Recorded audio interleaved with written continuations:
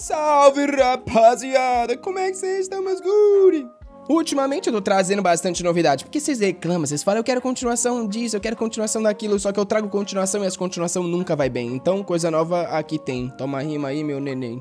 Pelo amor de Deus, que desgraça. Sem mais enrolação, vamos dar-lhe. De acordo com o efeito borboleta, o destino da humanidade pode ser mudado com uma única escolha. Em outras palavras, é um fenômeno bosta pra caramba, pelo menos pro nosso protagonista. Isso porque, até agora, ele já fez várias decisões da vida das quais se arrependeu. Alguém do outro lado da porta chama pelo amor e pergunta se ele tá ouvindo. A pessoa diz que foi até ali porque sabe que ele tá lá, então é bom ele abrir essa porta. Ela já havia conversado com a Ofélia da Casa dos Mestres e sabe que o garoto não tem nenhuma aula hoje. A pessoa continua insistindo enquanto o protagonista diz que não tem uma stalker pior que essa daí. De repente, a pessoa diz que tudo bem e dá-lhe uma facada na porta, falando que vai invadir esse lugar então. O garoto obviamente tem medo dessa mulher maluca. Ela começa a fatiar a porta enquanto ele fala que isso é contra as regras. A presidente do conselho devia ser a pessoa que pune aqueles que fazem algo assim. Porém, ela só despedaça a porta e fala que, infelizmente, ela é a presidente. Nisso, começa a entrar no quarto perguntando por que ele tá sempre se mantendo a 32 metros de distância dela.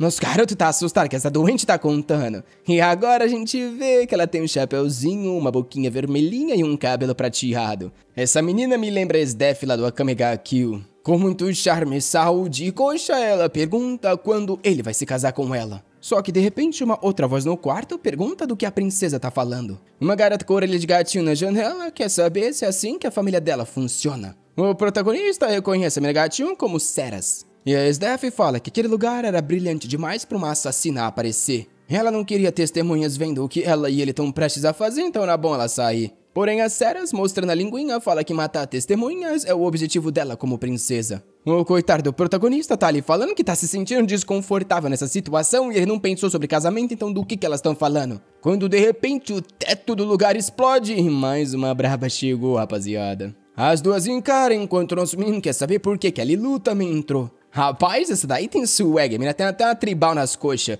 E fala pro nosso garoto que chegou a hora dele começar a viver com ela. Todas as preparações pro casamento estavam feitas, então ele só precisava ir logo. Porém, já tem uma outra indo dar uma correntada estilo Kurapika numa de cabelo preto que tá perguntando pro Dowd como é que ele faz pra tá sempre cercado desse monte de snob. Rapaz, o elenco é dos bons e a bruxa capetinha ali apareceu perguntando por que tem tanta mulher invejosa nesse lugar. O Dowd Campbell já pertencia a ela há muito tempo. O nome dessa daí é Feynoe. Agora elas estão tudo se encarando, falando que isso virou uma competição, a outra diz que a outra tá iludida, obviamente essas mulheres querem tudo se matar. E com isso, o combate entre todas elas começa com o nosso garoto ali no meio perdido. A pergunta, porém, é como que chegaram a esse ponto? Nosso rapaz parece começar a se lembrar de tudo que vem acontecendo. Desde o momento que a Eleanor pediu pra se casar com ele. É quando ele fala sobre o jogo de sobrevivência que colocou ele nessa situação. O jogo se chamava Salvador em Ascensão, ou basicamente, né, SR. Qualquer um que olhasse aquele jogo a primeira vez ia falar que é de nerd sujo.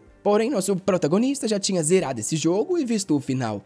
Ele achou que tinha sido perfeito, divertido e valeu a pena. Porém, foi aí que ele foi levado pro jogo no dia seguinte. O que deixa ele confuso, porque ele não tem interesse nenhum em mudar a história. Ele também não odeia o desenvolvedor e não é tão ligado assim ao protagonista para algo desse tipo acontecer. Porém, de qualquer forma, ele possuiu o corpo do Dowd Campbell e é alguém que não tem nem um pouco de poder. Ele é o herdeiro de um visconde aleatório de uma cidadezinha isolada de terceiro mundo. O território dos Campbell só foca em colheita, nem tem dungeon naquele lugar inteiro. Além disso, mal foi falado sobre eles no meio da história. E é exatamente que por isso o filho desse visconde ter entrado na Academia Imperial virou aquele mundo de cabeça pra baixo. Nosso garoto dá tchau pro pai e diz que agora ele tá indo. O pai fica emocionado e diz que ele realmente é o orgulho desse lugar. Era pra ele não causar nenhum problema e tomar cuidado, porque a Academia de Elefant é onde a maioria dos nobres estão juntos. Tudo que o pai quer é que ele não chame a atenção e o garoto diz que entendeu. Nesse momento, o Dowd Campbell tem F em todos os status, sem nenhuma habilidade, sem nenhuma maestria e sem nenhum talento especial. Mesmo ele, que é um veterano que já leu inúmeras histórias, tá assustado ao ver que o personagem não tem absolutamente nada. E a missão principal do momento era entrar na academia e ser colocado em alguma classe. Ele sabe muito bem que, de acordo com o sistema do jogo, se você ignora as missões, você acaba morrendo. Além disso, logo logo a Academia de Elefant vai entrar em caos completo por causa da violência dos civis. Só que nosso garoto não quer fazer nada que coloque a sobrevivência dele em risco. Ele fala pro pai que ele vai fazer o melhor dele pra não chamar a atenção de ninguém. Ele também não vai sonhar nem por um segundo em tentar melhorar a reputação da cidade. O pai tá pensando que não precisa ir tão longe assim, né? Nosso garoto fala que as notas também vão ficar abaixo da média pra com certeza ninguém reparar nele, e o pai diz que é melhor ele logo. E rapaz, nessa arte seguinte, o Nori entrando na escola é um perigo. No caminho no trem, ele pensa que, mesmo como protagonista, não chamar a atenção é o que ele quer fazer. Ele foi solitário a vida inteira e é assim que vai ser na academia também. O problema agora é, ele quer saber o porquê. Logo do começo, ele tá na mesma carruagem que a Braba. O apelido dela não é muito amigável, Nori é a sedenta por sangue. Uma mulher que nessa idade aí já tinha feito uma montanha de corpos embaixo dela. A verdade é que ela é o chefe final desse mundo. Conforme os cenários avançam, ela e o protagonista continuam lutando conforme a sanidade dela vai decaindo. É aí que a existência dormente do demônio cinzento devora o corpo dela. Rapaz, ela demoníaca ou ela bem saudável continua amigável. Enquanto ele tava pensando tudo isso, o Nori perguntou se por acaso ele precisa de um médico. A cara dele não tava muito saudável não. Meio torto ali, ele falou que ele tá bem sim. Nisso, ela pede desculpas por ter entrado e explica que o reino dela quer mostrar que eles são pessoas amigáveis. E foi por essa razão que colocaram ela junto na carruagem dele para mostrar que eles se misturam com outras pessoas. Enquanto ela tá dizendo isso, ele fica meio impressionado que ela é bem diferente do que ele se lembrava da história. No jogo, ela era descrita como uma pessoa extremamente meritocrata, perfeccionista e audaciosa, então por que ela parecia um pouco sensível naquele momento? Nisso, o Nori quer saber por que ele não tá respondendo e se tá curioso sobre algo. Ele meio torto diz que não é nada, só tá impressionado com o quão gentil ela é. Ela se levanta querendo saber se tem gente falando mal dela e ele diz que não é bem assim. Se ferrou, né, trouxa? Falou que não devia. Ele então, pra tentar consertar, diz que só ouviu dizer que ela era um pouco estrita. Aí o Nori responde que ele é meio esquisito e ele responde que, né, ouve isso bastante. Mais uma vez, ele começa a tentar se lembrar que ele tem que agir como um extra e não se envolver com essa pessoa. O plano agora é ficar olhando para as árvores do lado de fora até chegar na academia e nunca mais falar com ela. Porém, bem aí, tem uma pedra vindo no vidro e agora já tá quase batendo na cabeça dele. Nessa hora, ele pula na direção do Nori e o trem explode no meio. O colar que o Nori usa tem uma proteção de reconhecimento e isso é algo que nosso protagonista sabe. A melhor opção para sobreviver foi dar um abraço bem gostosinho, né, danado? Na cabeça dele, ele pede desculpas, falando que não ia sair vivo disso por causa dos status Rank F. Um tempo depois, ela pergunta se ele tá bem, ele diz que sim, enquanto daí tem algo muito macio. Ao abrir os olhos, ela tá ali com uma cara de que não se importou muito. O trouxa se levanta ali e vai pedir desculpas. Porém, o Nori acha que ele tentou salvar ela, obviamente, e fala que nunca viu um homem que realmente era tão honesto assim.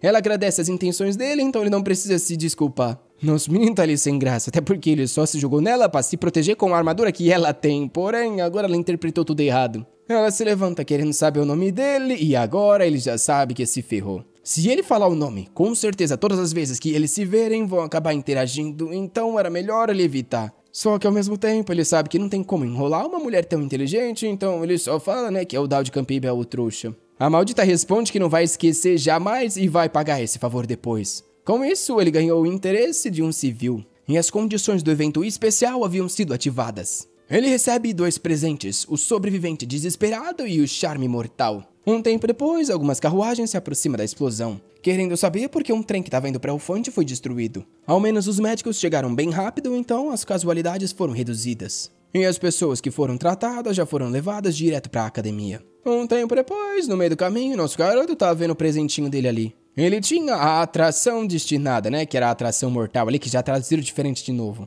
Mas basicamente ele precisava fazer com que pessoas malignas ficassem interessadas nele. Quando isso acontecia, ele obtinha novas recompensas. Agora tá explicado porque desde o momento que ele chegou, não dava pra descobrir qual era o talento especial dele. Todo mundo na cidade dos Campbell era amigável, então não tinha como isso se ativar. Ah, entendi, esse aí é o talento natural dele. Por ter ganhado o interesse da Nori, que ele ganhou a sobrevivência desesperada. Basicamente, quanto mais próximo ele tá de morrer, mais os atributos dele aumentam. Além do charme mortal, que faz com que seja mais fácil que pessoas malignas fiquem interessadas nele. Além disso, quanto mais extrema fosse a situação da interação, mais forte o efeito. A sobrevivência desesperada parece algo perfeito para sobreviver em um combate. Por outro lado, o charme mortal não parece algo saudável de se ter. Ele sabe muito bem quem são as pessoas mais malignas desse lugar e que ficariam interessadas nele por causa disso. Uma cavaleira que gosta de uma briga. A deusa da espada que corta qualquer pessoa que esteja a 3 passos de distância. uma assassina violenta que mata qualquer pessoa desde que o valor seja pago,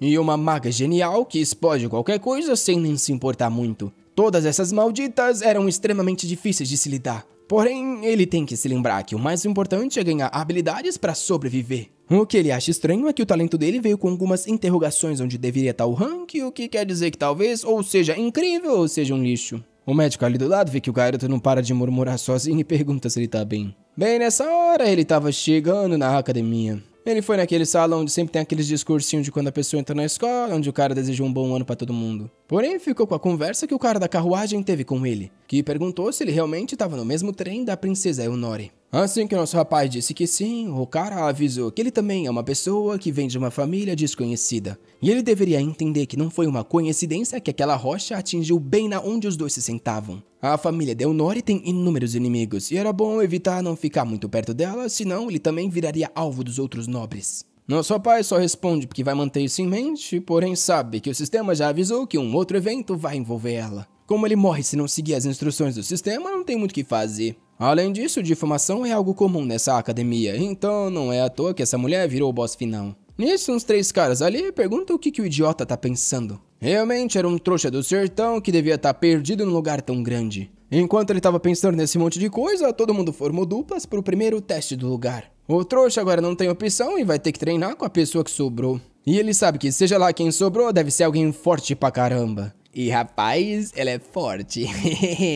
Infelizmente, dos dois jeitos, o pobrezinho vai ser surrado. O nome dela é Elia Christianax e é a maior gênia desse mundo. Toda sorridente, ela pergunta se ele quer uma mãozinha. Ele, todo torto, responde que quer sim, porém sabe que essa maldita vai se tornar a salvadora do mundo no futuro. A verdade é que ela é a protagonista da história do SR. Ela tá toda linda ali na mãozinha pra ajudar o garoto. E essas imagenzinhas toda vez que começa um novo capítulo são maravilhosas. Obrigado, artista! Em alguma outra sala, alguém tá falando que um tal de Conde Critan e um outro tal de Galantir também tinham chegado. E uma garota de óculos tá se perguntando se aquela lá perdeu a cabeça. Os duelos iniciais estavam acontecendo, então como é que ela tem coragem de se atrasar? Rapaz, é aí que a braba apareceu, ensanguentada e maravilhosa. A de óculos diz que tem muita coisa pra perguntar, mas quer saber aonde ela tava. A Elnori só responde que tinha cuidar de algumas coisas. Nisso, a mulher de óculos pede para todos saírem que ela tinha algo para conversar com a mulher. Um tempo depois, ela perguntou quantos morreram e ela fala que não foram muitos não, só uns 12.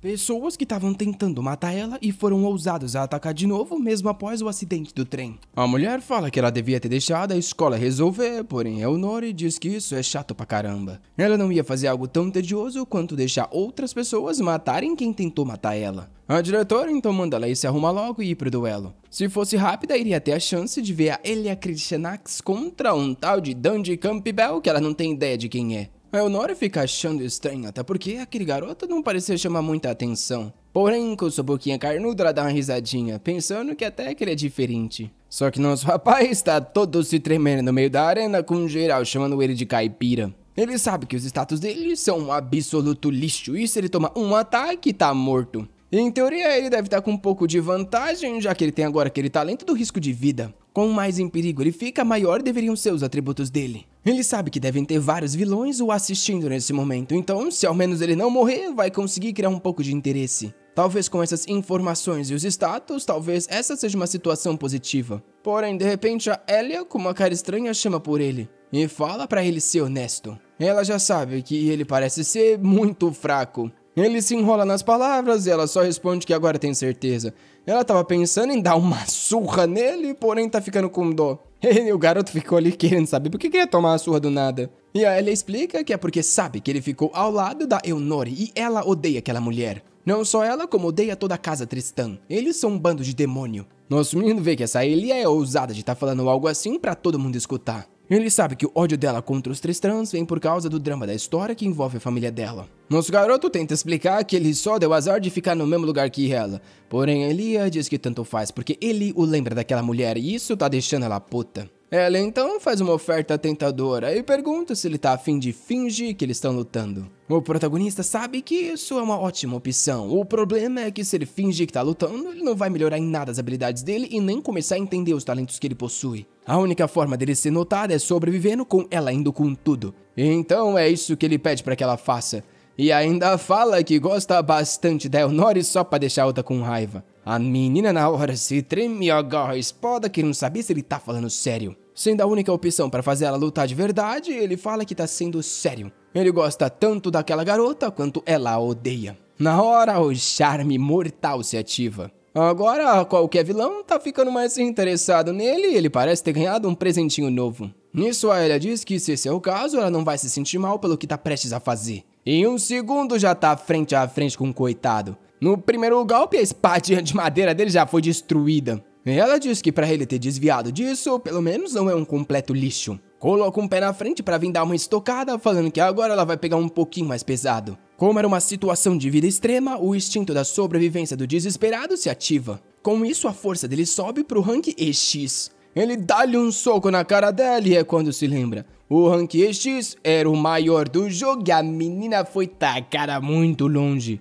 Rapaz, a parede explodiu, ele ficou chocado junto com todo mundo que não acredita nisso. A Elnori tava logo ali do lado. E mesmo o Dal de Campbell tendo todos os status no rank F, no seu primeiro dia, ele acabou com a protagonista daquele mundo. Rapaz, eu só espero que essa menina não tenha morrido, porque a cara dela tá esmagada no asfalto. Um tempo depois, em uma reunião, alguém fala que tem grandes possibilidades do garoto ser uma fraude. O que ele fez não fazia sentido algum. Todo mundo sabe que ele tem status baixos e os poderes dele haviam sido checados antes do duelo. Porém, com certeza, aquele ataque foi realista. A mulher do óculos lá pergunta o que ele quer dizer com isso. O cara da cicatriz fala que ninguém em toda a Elefante sairia ileso ao tomar um soco daquele. E ele acha que o garoto usou algum tipo de substância ilegal ou algum método proibido para conseguir acabar com a Elia. Claro que também existe uma outra possibilidade que seria estranha. Talvez ele fosse algum tipo de gênio monstruoso capaz de esconder o próprio poder. A garota do monóculo fala que mesmo assim vai ser difícil aceitar essa vitória. Até porque o Mangrave Kindred, que é o cara que patrocina a Elia, não ia ficar parado e aceitar algo assim. Obviamente, perder a Elia e o patrocinador seria algo terrível para a academia. Então eles têm que revelar logo que o garoto é uma fraude e ver como tudo vai acontecer. O cara de verde não entende o que ela quer que eles façam. E ela explica que todo ano existem inúmeras admissões de pessoas interessantes. Com ele chamando tanta atenção assim, logo vai ser obrigado a agir de novo e eles vão ter certeza se ele é uma fraude ou não. Porém, dos jornais, a cara do nosso rapaz já tá estampada e todo mundo quer saber quem é Dal de Campbell. Ele tá desacreditado que isso aconteceu no primeiro dia. Ele não imaginava que aquele maldito talento ia fazer tanta diferença. É aí que um perfil adicionado ao presente aparece. Obviamente, da nossa querida Elnori Elinarize Latristan. A confiança havia subido pro nível 2 e ele poderia coletar mais um presentinho. Além disso, enquanto ele estava sentado na cadeira, a curiosidade de vários personagens não parava de aumentar. Ele percebeu que normalmente vai de curiosidade para depois interesse e depois confiança. E esses pontos podem ser usados na loja. O que ele não entende é por que o chefe final, que não devia ter interesse nele, é a pessoa que parece mais interessada. Nisso ele recebe uma característica da esgrima da família Tristan. O único problema é que a família dela é envolvida com um monte de demônio, porém para ele que quer sobreviver tanto faz. O que ele acha estranho é que a Elia Kristanakis não é uma pessoa maligna então porque ele também tem um cartão de informações dela. A curiosidade já estava no nível 4, só que ele ainda não podia receber recompensa. Ele sabe que ela não é uma vilã, uma pessoa ruim e também nem tem interesse nele, mas mesmo assim a carta dela tá ali. Bem nessa hora alguém bate na porta, perguntando se ali é o quarto do Dal de Campbell. Ele lembra dessa voz familiar, e do lado de fora a pessoa avisa que é a Elia e pede pra entrar. Na hora o garoto se treme e o plano é ficar quietinho, segurar a respiração pra ele ir embora. Meu amigo, a coitada tá do lado de fora com uma tala no pescoço e um monte de band-aid na cara, essa daí sofreu. E ela só fala que sabe muito bem que ele tá ali. Se ele não respondesse, a porta seria quebrada em alguns segundos. Ele grita perguntando se ela é maluca, que fala que agora que sabe que ele tá ali, era bom ele abrir logo que ela tem algo a dizer. Ele quer saber o que ela tá querendo falar. Toda coradinha, ela diz que talvez eles deveriam se conhecer um pouquinho melhor. Essa é a primeira vez que o protagonista bate tão forte na menina que ela fica apaixonada. Realmente é o mundo Red Pill esse aí. Um tempo depois, ela tá saindo no quarto brava, falando que ele devia ter aceitado e é certinho demais. Eu acho que ela tentou ser amiga, mas a empregada logo arrancou ela. Enquanto ela tava pensando ali que não sabe como fazer amizade com um homem, alguém passava do lado. Nisso, uma sacola cai, ela se agacha pra pegar e a outra pessoa fala que ela tem que prestar mais atenção aonde anda. Rapaz, a Elnori toda no swag perguntando se ela tá machucada. Assim que a Elia vê a cara dela, parece se lembrar de alguém chamando pelo irmão que manda ela correr. Em frente a uma labareda de chamas estava um cara com uma espada. E a Elia se treme ao ver que tinha um Tristan na frente dela, só que se treme de ódio. O instinto dela até fez ela pegar na espada sem notar. O problema é que ela não tem certeza se dá pra matar Elnori no nível que ela se encontra. E Elnori tá ali, toda linda com a mãozona gigante, falando pra ela se levantar logo. Ali acha estranho, porque tem certeza que a garota viu ela pegar a espada, então por que ela não reagia? É aí que a Elia fala pra ela devolver isso aí. Agora que eu entendi, o saquinho na verdade era da Elnori, né, e agora ela tá devolvendo. Querendo saber se essa mulher realmente tá envolvida com Daud. Ela então fala pra garota que é só ela passar pelo fim do corredor e ir lá pelo lado esquerdo que ela vai encontrar o quarto do Daud. Obviamente, na hora a Elnori quer saber como é que ela sabe o quarto do Daud. Porque ela responde que tava com ele até agora. Na hora a treta entre as mulheres vai começar, a Elnori quer saber qual era o propósito dela estar junta com ele assim. Ela toda torta diz que é a amizade entre os novos estudantes, né, coisa de calouros. Porém, Elnori só comenta que é proibido para os novos estudantes ficarem interagindo com o sexo oposto. A Elia vai dizer que nunca ouviu falar dessa regra, quando Elnori avisa que acabou de criar. Então é bom ela entender que de agora em diante não pode mais entrar naquele quarto. Ela parece nem se importar muito, só quer saber a relação dos dois. Porém, Elnori se vira e diz que não tem nada a ver com aquele cara. É só bom ela aprender a não mais ir no quarto dele. Porém, a Elia se lembra do momento que ele disse que gostava tanto da Elnori quanto ela a odiava. Ela sabe que tem alguma coisa rolando entre esses dois, e mesmo que só por informações, ela vai ter que continuar se aproximando dele. A gente então vê que nosso garoto agora tá indo pra atribuição de classes, que era um exame extremamente meticuloso e importante nessa academia. As pessoas eram divididas entre grupos após aquele duelo de 1 contra 1, e como nosso rapaz acabou com a Elia, ele acabou ficando no grupo mais forte. Todo mundo lá parecia orgulhoso e extremamente confiante, enquanto ele tá com essa cara de preocupado. E o maior problema é essa garota que não sai de perto dele. Ele vem desde ontem tentando fazer ela sair de perto, porém ela acabou no mesmo grupo que ele, o que só piora a situação. Sem contar que o interesse dela não para de aumentar, o que tá deixando ele mais assustado ainda. Ele então se lembra que alguém tinha deixado um monte de pãozinho pra ele na frente do quarto, desejando boa sorte pro exame. Ele não sabe se foi ela ou alguma outra maluca, porém as coisas não estavam fáceis pro garoto. Ao menos esse exame faz parte da história, então as coisas não devem fugir muito do roteiro. O problema é que no sistema da Elnori fala lá que um evento logo iria acontecer. A Elnori, saudável como sempre, aparece falando que ela seria encarregada de cuidar deles nesse exame. Nosso rapaz já sabe que com ela cuidando do grupo dele, nem ferrando que algo não vai acontecer. Os professores reunidos estão todos interessados em ver como vai ser o desempenho da pessoa que acabou com o herói. E Elnori fala pra todo mundo ver logo que ela vai levar eles pra área do exame. Os outros caras ali parecem impressionados, falando que eles estão se esforçando bastante esse ano. Nisso, todo mundo tá passando por um corredor ali meio escuro. A Elia na hora quer saber se isso ali faz parte do teste. Nosso rapaz, por outro lado, conhece muito bem. Ele sabe que a entrada foi selada e que acabou a energia. Bem nessa hora, o evento da Elnori é ativado. E o Daud sabe. Isso aqui não é um teste e sim uma armadilha. No cartão dela mostra que mais uma tentativa de assassinato iria acontecer. Ele tá de canto pensando, enquanto o resto dos alunos estão tranquilos, falando que logo o pessoal chega pra salvar eles. E é aí que o Daud analisa que todo mundo que tá naquele lugar fazem parte do grupo principal dos protagonistas. É exatamente esse o evento que faz com que eles se aproximem e sigam a história juntos. Todo mundo que estava naquele lugar era importante para a história final. Nisso ele vai até um mapa e fala que acha que é melhor eles irem para o salão central principal, já que lá tem mais espaço e eles podem observar em volta. Ao menos lá teria equipamentos, alguns suprimentos e também, caso eles fossem emboscados, era melhor do que nesse lugar apertado. A mina ali com roupa de freira acha estranho ele falar sobre uma emboscada assim do nada. Porém, nosso rapaz só fala que a presidente e a Elia já devem ter percebido que eles não estão sozinhos ali. Ele diz que vai lá e a Elia quer saber o porquê.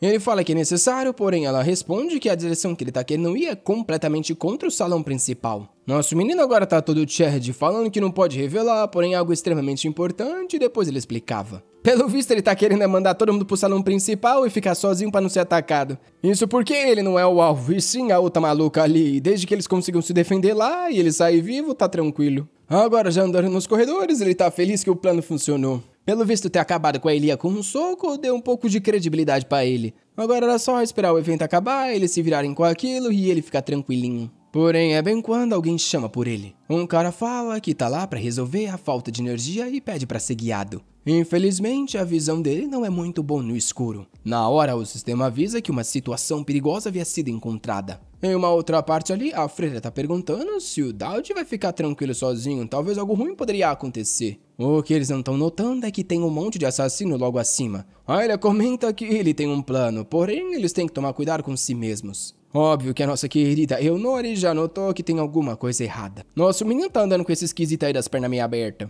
O esquisito tá pensando que tem certeza que aquele grupo deve ter sido morto pela mulher maligna. Até mesmo esse idiota que parecia ter potencial foi enganado com facilidade. Um assassino profissional como ele consegue perceber o nível de uma pessoa somente observando os movimentos. Ele sabe que nosso rapaz é um completo amador. Ele vai se divertir um pouco antes de o matar e então depois eliminar a senhorita Tristan. Nisso, o cara chama pelo nosso rapaz que dá uma olhada pra trás. Então elogia, falando que ele fez um ótimo trabalho e estava na hora de ser recompensado. Nosso menino dá uma olhada e agradece, falando que ao menos é o Hasmed. O cara toma um susto, vê que o desgraçado sabe o nome dele. E o protagonista só diz que tá feliz porque se fosse alguém mais forte ele tava realmente em perigo. Ufa, ele tá bem aliviado em saber que é alguém bem fraco assim, mas ele já tinha percebido pela forma como anda esquisito. O cara tá achando estranho sem entender o que esse louco tá falando. Porém, nosso garoto só tá pensando que com a sobrevivência do desesperado não vai ser tão difícil. O Hasmud decide atacar o mais rápido possível e acabar antes que as coisas fiquem complicadas.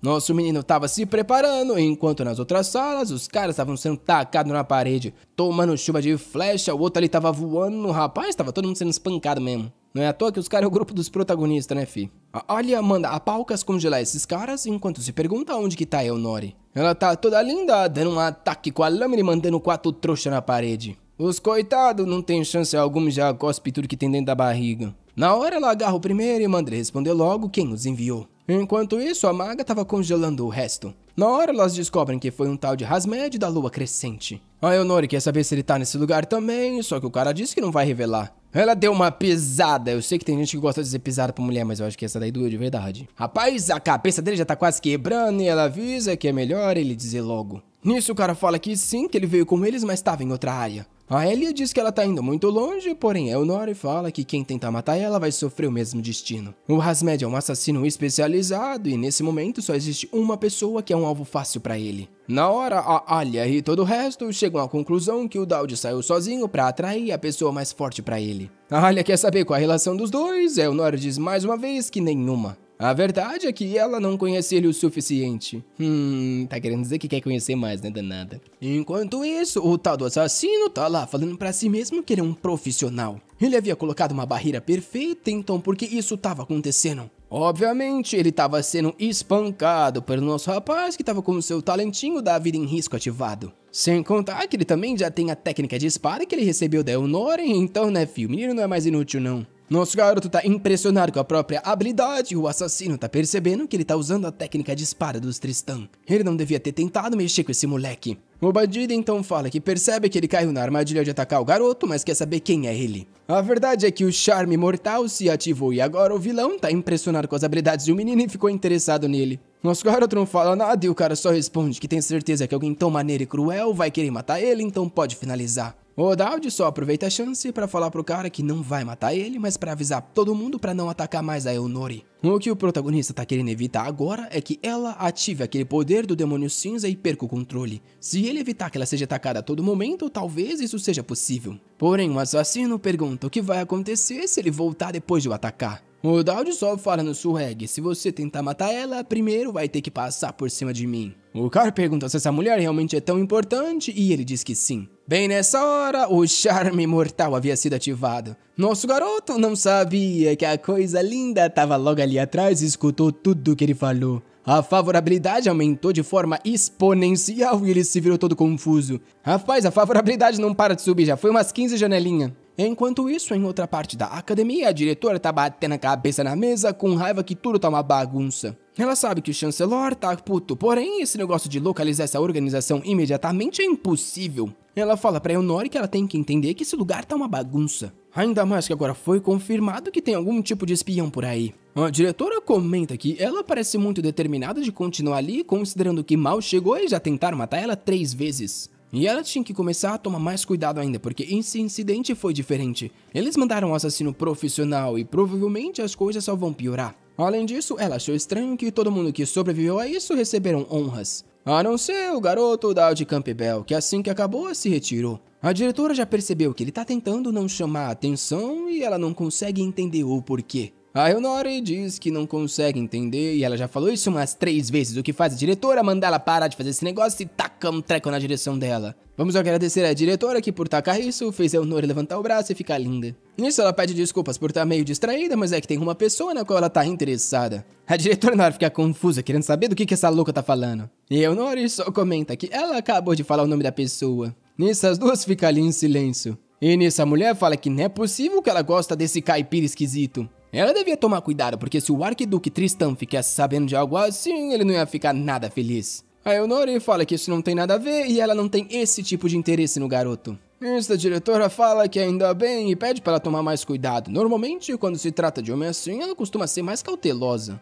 A Eleonore concorda e fala que realmente vai ter que fazer um teste com o garoto. Por enquanto, ela vai observar ele bem de perto. É então que nosso rapaz recebeu o resultado do teste de classe dele. Infelizmente, falava que a classe não foi decidida porque eles estavam tentando calcular melhor os resultados. Ele sabe que isso é um péssimo sinal, porque significa que estão pensando muito sobre ele, enquanto o que ele queria era se tacar em uma classe qualquer e ser esquecido. O que ele achou, porém, é que talvez fosse até jogado na classe especial, onde fica o grupo dos heróis protagonistas. Eles estavam enrolando e, de certa forma, excluindo ele, o que também é esquisito. É aí que ele completa a primeira missão, e as informações são atualizadas. A nova missão fala para ele resolver os incidentes que vão acontecer na recepção dos calouros. Ele sabe que é nesse evento que a classe da pessoa é decidida. Obviamente tem as de sempre, né, rapaziada? Os arqueiros, magos, sacerdote e Daridoli. O foco do nosso garoto é abusar o máximo possível da força dele e conseguir uma classe que seja relacionada a isso. Um dos problemas, por outro lado, é que tanto a chefe final, que é a Nora,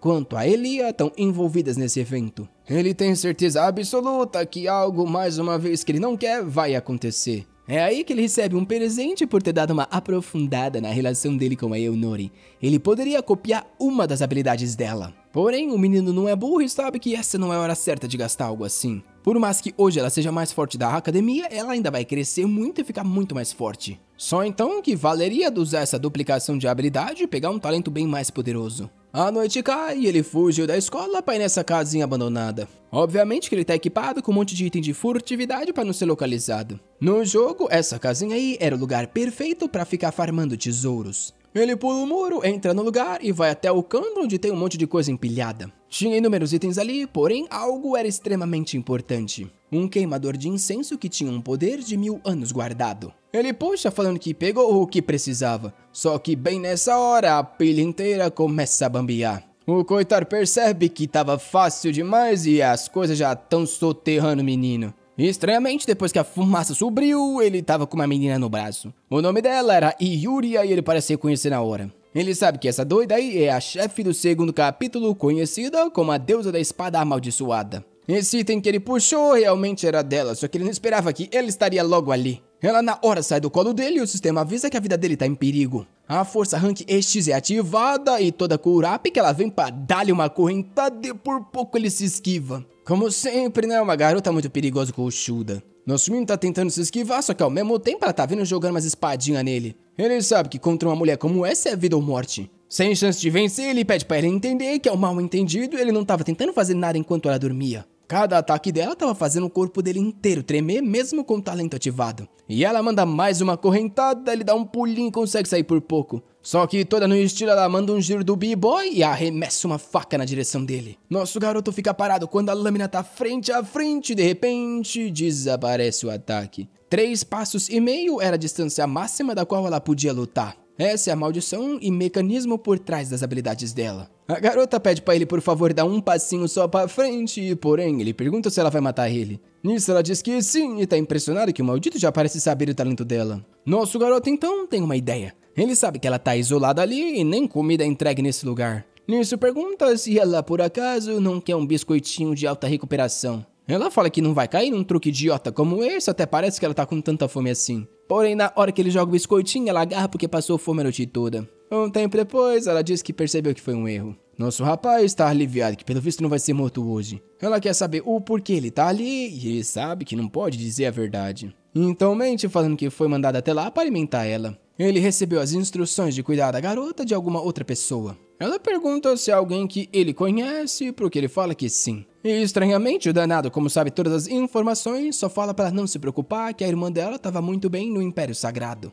O Imperador não ia se importar com as duas por um tempo, então ela não tem que ficar se escondendo assim. A Yuria é do Império Sagrado e ela tá se escondendo ali na Academia de Elfante por causa do Imperador do lugar do qual ela veio. A espada que ela usa é considerada um item maligno e é por isso que ela tem essa maldição dos 3 passos. Ela teve que fugir de lá por isso, e essa é a razão pro nosso rapaz tentar passar a informação de que a irmã dela tá bem. Por mais que ela estivesse passando por muita coisa, ela merecia um pouco de paz. A gente então vê um grupo de alunos no topo de uma montanha e alguém fala que ali é a academia, lá é a construção arcana e tudo mais. É uma loirinha falando que eles vão ter que escolher as faculdades que vão fazer nesse lugar. O Dowd sabe que essa é a parte do jogo na qual você recebe mais informações do mundo. Porém, ele pode pular tudo isso já que conhece tudo. Um cara pergunta pra Ofélia o que é aquela zona do vazio ali. No horizonte dava pra ver uma espécie de cidade sobre um domo, e ela fala que lá era uma área extremamente restrita e qualquer pessoa que fosse ali seria punido. O Dowd sabe que ali é o que restou da guerra que aconteceu entre o céu e o inferno, o lugar onde os mensageiros de Deus e os heróis conseguiram lacrar os demônios. Isso aconteceu há centenas de milhares de anos atrás, mas mesmo assim a energia do mal e da luz continua se enfrentando. Com o óbvio risco de eventualmente as trevas vencerem, a Aliança do Império criou o Triângulo Sagrado que fica de olho naquilo. O triângulo é composto por inúmeras academias, uma delas sendo a Elfante.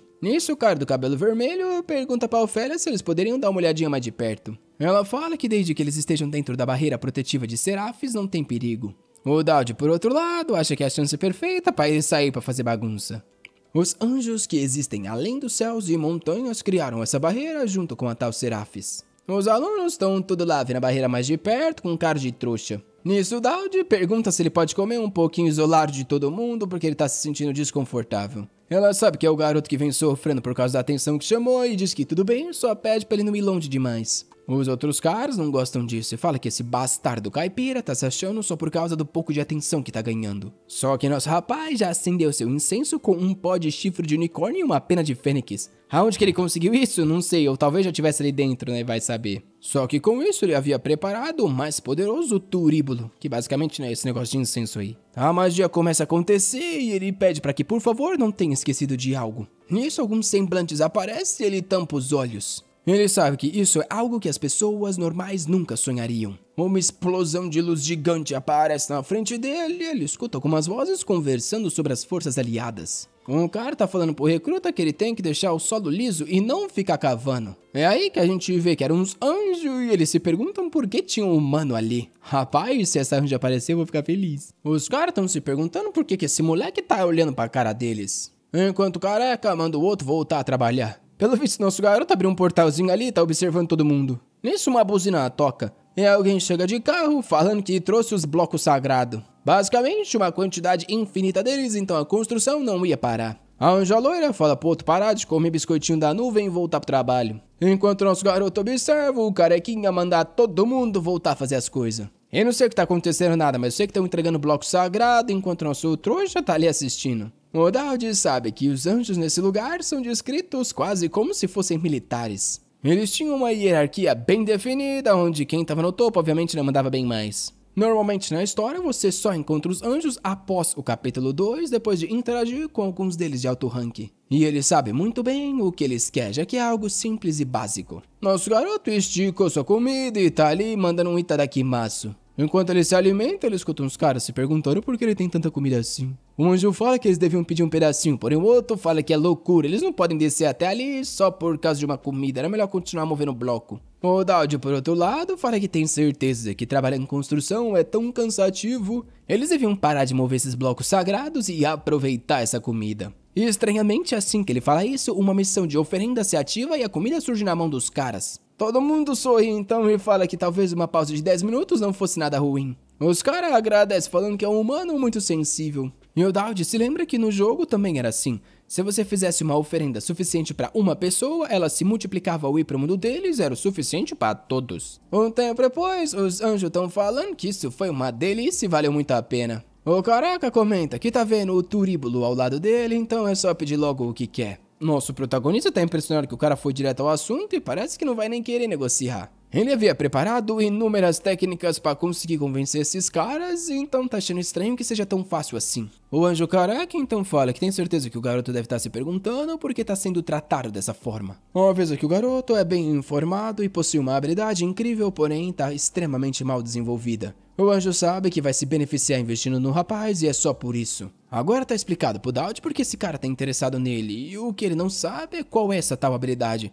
Talvez fosse aquela de ser amado pelo mal. E o anjo diz que a habilidade que ele possui é muito mais poderosa do que ele imagina e vai o permitir estar no topo de tudo. Claro que o problema também é sobreviver, considerando a atenção que ele tá chamando. Considerando essa situação, o Dowd sabe que vai ter que pensar numa outra rota. Ele não imaginou que a negociação ia ser tão fácil e que esses caras tinham tantas expectativas sobre ele. Um outro homem fala que é raro ver um homem tão calmo e criando estratégias quando negocia com um anjo. Realmente ele tinha potencial. O careca então fala que ele só vai dar logo a bênção e dar tchau pro garoto. Nosso menino não entendeu nada que aconteceu ainda, mas o cara se retira, falando que ele já devia estar impressionado por ter sido reconhecido por eles. Com isso, o portal se desfaz. E o Dowd ficou ali inseguro porque até os anjos falaram pra ele tomar cuidado com o talento que possui. Agora o turíbulo da divindade, Semai, estava abençoado com duas habilidades. A habilidade do asceticismo permitia-lhe transformar todos os outros atributos somente em constituição por 20 segundos. E o escudo protetivo de rank C permitia ele criar uma espada, só que não, né, filho? Uma barreira, óbvio. A combinação do aumento de status em um momento de risco com esse talento de converter tudo em resistência vai ser bem bom, né, pra ajudar ele ao quê? Sobreviver.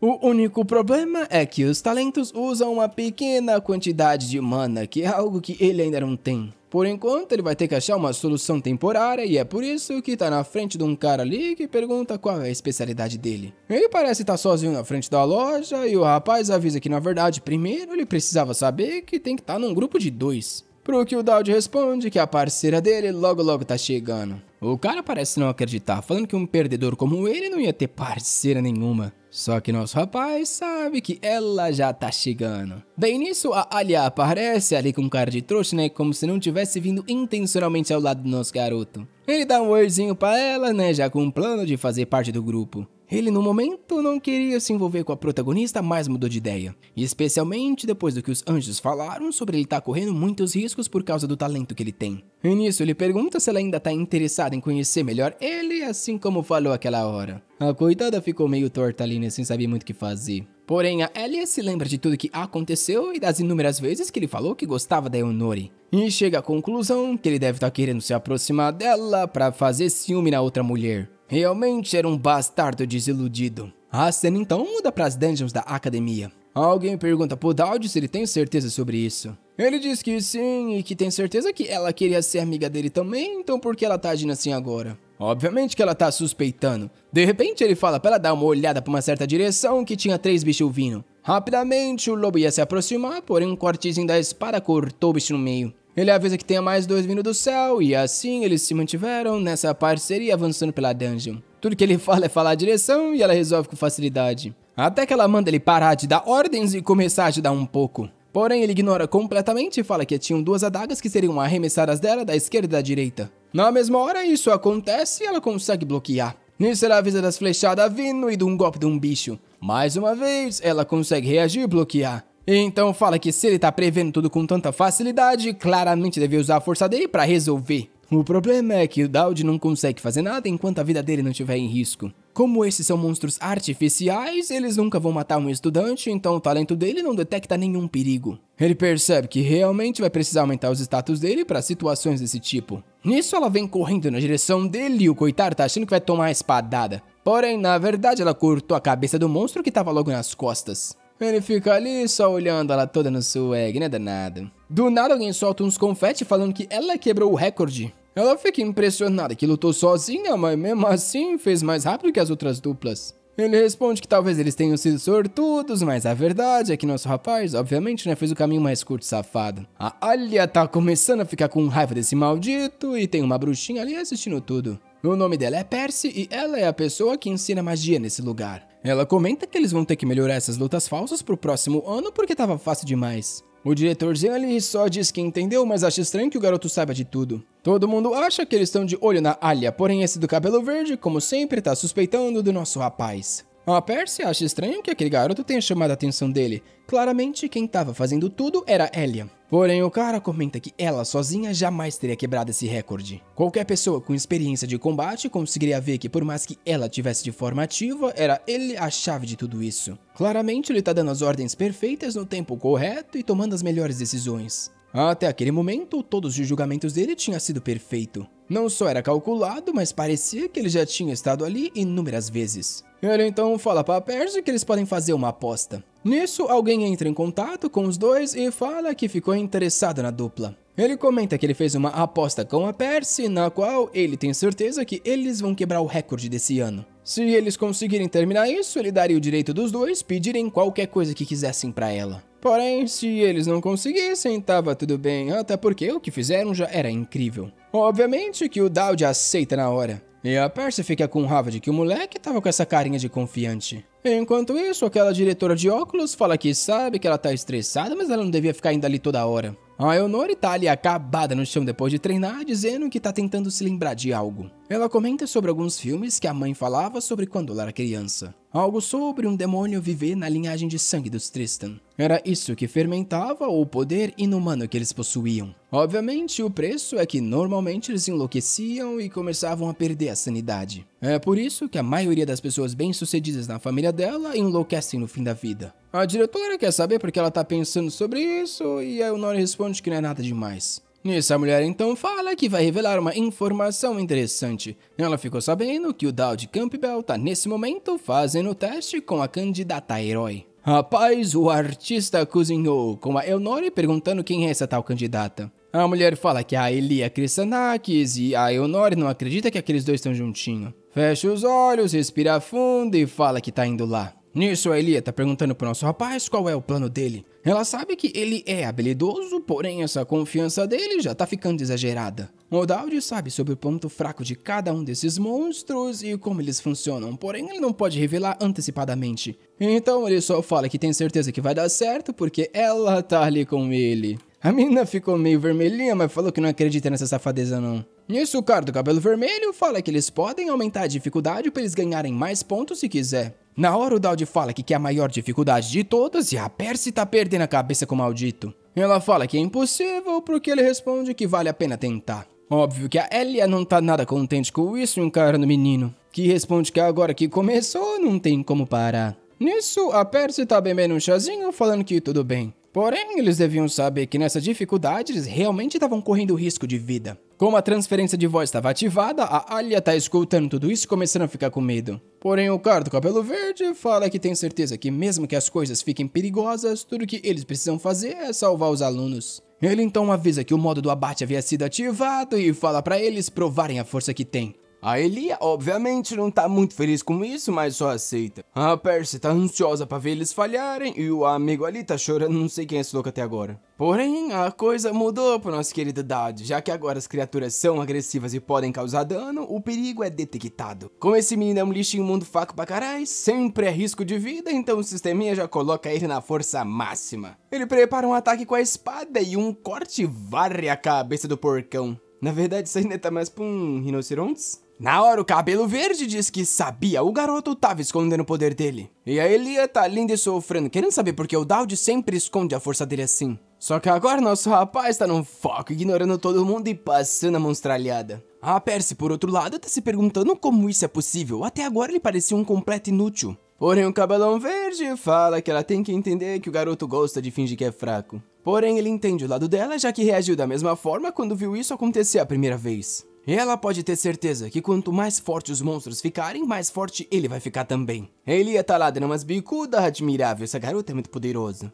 E nosso menino agora todo tiadizinho no meio do ar, arrebentando. Eu não ia comentar que ela tá lutando de novo, mas como o desenhista deu uma atenção extra, né, ela tá aí ó, se defendendo, rapaziada. É uma garota prestativa. Rapaz, mas ela tá contra um formigão gigante. Só que chama pelo nosso garoto que pulou no ar brilhando igual uma estrela. Tá até usando uma técnica de espada dos Tristan chamado La Volpe. Uma sequência de um monte de ataque bate na formigona que parece estar toda se quebrando. E com isso, nossa duplinha dinâmica, que poderia virar um belo casalzinho, consegue quebrar o recorde. Bem na hora que ele matou a formigona, ela tava nas costas vindo pra esmagar ele. O garoto percebeu que se distraiu, porém bem aí o negócio explodiu. Era o Cabelo Verde que elogiou nosso rapaz, falando que eles são incríveis por ter quebrado um recorde como esse. Finalmente eu aprendi o nome do maldito, porque a Elia chamou ele de Professor Conrad. O Conrad agradece os esforços dela e bem na hora que a Percy aparece, ele já fala que pelo visto venceu a aposta. Um tempo depois, a Elia tá com uma folha na mão. Por causa do desempenho deles, eles podem pegar um item do armazém da visão e, obviamente, pedir qualquer favor pra Percy por causa, né, da aposta que os trouxa fez. Ela tá toda feliz e nosso rapaz sabe que não é coisa que qualquer pessoa que entrou na escola consegue ter. Nisso, ela chama nosso rapaz e quer saber como que ele sempre se mantém tão calmo assim. Ela tá notando que toda vez que uma situação adversa acontece, ele sempre age como se já soubesse. Né? É meio óbvio, até porque o maldito realmente sabe. Antes dele responder, ela manda uma mãozinha, falando que agora eles poderiam se tornar amigos mais próximos. Nosso menino, porém, não parece muito animado com isso não, seu maldito. Vamos ficar mais empolgado aí com as waifu. Mas mesmo assim, ele dá um toquezinho ali na mão dela e dá pra ver no cartão que a curiosidade dela já tá no nível 5. Ela tava quase chegando no grau da confiança e tava vermelhinha. Nisso, sai correndo, falando que tá ansiosa pra ver o Dowd amanhã. Alguém do lado do nosso rapaz diz que não sabe se ela é amigável ou esquisita e ele concorda. Essa pessoa era nossa querida Eonore, desenhada com muito talento e atenção, obrigado. E na hora, ela pergunta se ele gosta daquela caloura. Nosso menino fica todo torto, meio ali, né, sem saber o que falar, como sempre. Ao menos, como a sobrevivência do desesperado não tava ativando, ele se sente de certa forma seguro. Ele só tá achando estranho essa pergunta, até porque ele é namorado dela ou coisa do tipo. E ela, como sempre, lindamente desenhada, viu? Deus, não cansa de falar isso. Diz que ela não vai repetir mais uma vez o que falou. É bom, ele fala logo se gosta da caloura. Nessa hora o perigo é detectado e agora a vida tá em risco, rapaz, se vai precisar falar algo mesmo. Olha aí, rapaziada, o desenho está de novo maldito, você está cozinhando, não é mesmo? Ela tá ali, toda linda esperando a resposta, enquanto o trouxa não sabe o que fala. Bobo e idiota como ele é, ele junta forças pra falar que tava treinando como a Elia, porém ele tava com saudade da Eonore. Ela fica ali confusa, falando que isso é meio súbito. Ele não tem ideia se isso vai funcionar, só que não tem como ele vencer dela num combate, então a única chance é apaziguar ela assim. A Eonore sorri e pergunta se ele tá querendo dizer que ficou com saudade dela o tempo inteiro. Ele só concorda e ela agora quer saber o porquê. É, menino, você vai ter que se explicar melhor que isso. Nosso garoto fica meio torto ali sem saber o que dizer e ela arruma o cabelo dizendo que tudo bem, ele poderia esquecer. Ela tem certeza que ele tá assim por causa daquele dia no trem. Porém, fala pra ele não se esquecer da lista de prioridades. Assim como a gente, o Dowd tá ali todo confuso sem saber do que essa maluca tá falando. Nisso, ela entrega uma carta e fala que veio até ali só pra dar isso. O doente tá se perguntando se é uma carta de amor, eu duvido bastante. E ela, meio sem gracinha, fala que iria entregar pra ele amanhã, porém decidiu trazer logo. Nisso se vira toda linda, falando que é só pra ele ler quando estiver sozinho. Eu duvido que seja uma carta de amor, deve ser uma ameaça da morte, isso sim. E o torto tá ali com o negócio na mão dizendo que entendeu. Cena seguinte, ele já tá falando que não devia ter aberto. O inesperado aconteceu e ela pediu pra eles formarem um casalzinho. Não sei quais são as intenções, se ela quer proteger ele ou se tem algo a mais, porque eu não sei se ela tá assim tão apaixonada pelo nosso querido Dowd. Pro nosso rapaz, esse aí nem é o maior problema. Tudo que ele tem que fazer é passar um tempo do lado dela na festa de boas-vindas. O problema é a penalidade se ele rejeitar essa oferta. Não só vai mudar a forma como ela age com ele, como também ele provavelmente vai afetar aquele nível de afeição que ela possui, o que vai dificultar que ele consiga novas skills. Nisso, alguém bate na porta. Ele já abre com a certeza que é a Elia, que diz que pelo visto ele tá ficando espertinho. Rapaz, que isso? A outra trouxe cartinha também, esse maldito, troca de vida com ele.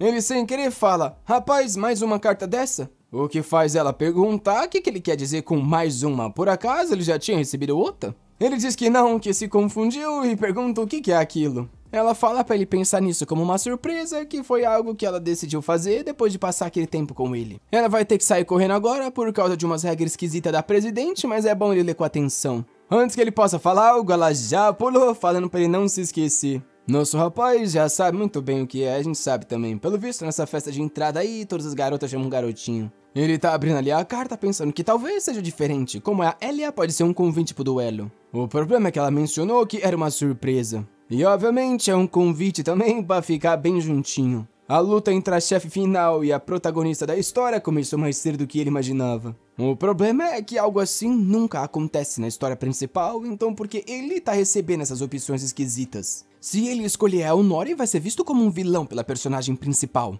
Mas se escolher a Elia, vai começar a ser odiado pela Eonore, que pode acabar virando um demônio e matar tudo também. Tem a opção dele recusar as duas, o que talvez seja melhor, porém isso também é arriscado. Provavelmente algo assim aconteceu porque ambas ainda estão na fase de interessada, porém é um problema, como é que ele vai sair disso? É aí que ele tem uma ideia ousada, o garoto se pergunta o porquê não aceitar as duas. A cena pelo visto já mudou pra tal festa de boas-vindas. Tá todo mundo querendo saber onde tá o pessoal da classe C e um cara fala que eles chegaram. Em meio ao salão extremamente luxuoso, lá está nossa querida Elia, dizendo que esse lugar tá tão cheio que tá parecendo um chiqueiro. Ela olha pelo nosso rapaz e agradece por ele vir com ela. Meu Deus, que desgraça é esse de cabelo do Dowd, tá feio pra caralho. Os dois estão andando ali juntinho. E o safado, na verdade, tá usando uma habilidade de clone que custou 1000 pontos. Obviamente, é um simples clone caminhante, que adivinha o que ele faz? Ele caminha e conversa, né? Não tem muito mais que isso pra fazer. Ele gastou tudo que tinha, mas talvez funcione.